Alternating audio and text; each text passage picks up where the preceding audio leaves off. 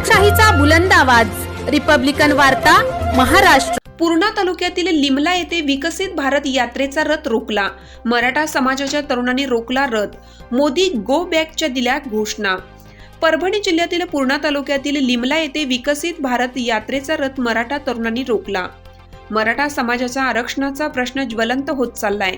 आरक्षणाच्या आड येणाऱ्यांना मराठा समाज लोकप्रतिनिधींचा समाचार घेताना दिसत असून दिनांक 7 जानेवारी रोजी विकसित भारत यात्रा मोदी सरकारच्या विविध योजनांची माहिती देणारा रथ लिमला येथील मराठा समाजाच्या तरुणांनी रोखला।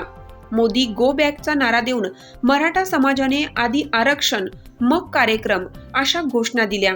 यावेळी महिला व शाळकरी विद्यार्थ्यांनी उपस्थिती लावली होती। चलो मुंबईच्या घोषणांनी परिसर दणाणला।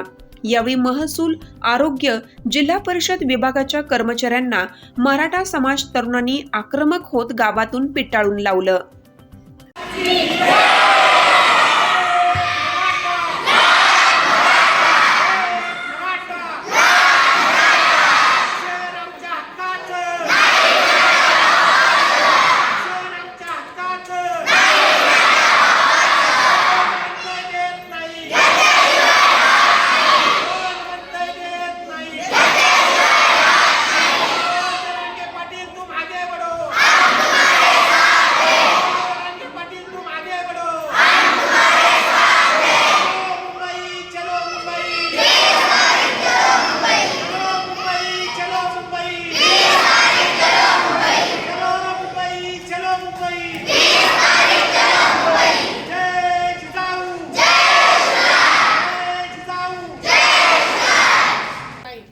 कोणताही कार्यक्रम आमच्या गावात होण्याचा नाही। आमच्या गावामध्ये आज 101 दिवस झालं 101 दिवस झालं उपोषण चालू आहे आणि या उपोषणाला प्रत्येक माणूस आमच्या स्टेजवर येऊन बसलेला आहे, प्रत्येक जाती धर्माचा।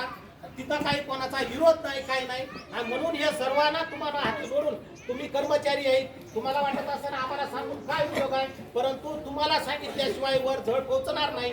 म्हणून आमची ही तळागाळातली मागणी जी आहे ही आरक्षणासंबंधी, मराठा आरक्षणासंबंधी, ती तुम्ही या सरकारपर्यंत पोहोचवा आणि आम्हाला आरक्षण तुमच्या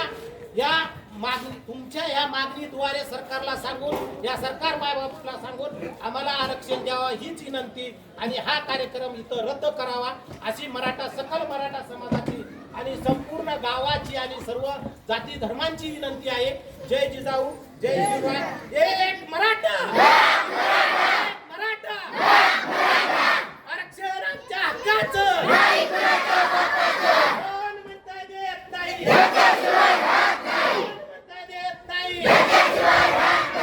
जरांगे पाटील तुम आगे बढ़ो, जिजाऊ, जिजाऊ, छत्रपती शिवाजी महाराज की। रिपब्लिकन वार्ता महाराष्ट्र, पूर्णा परभणी प्रतिनिधी सय्यद सलीम सुहागनकर।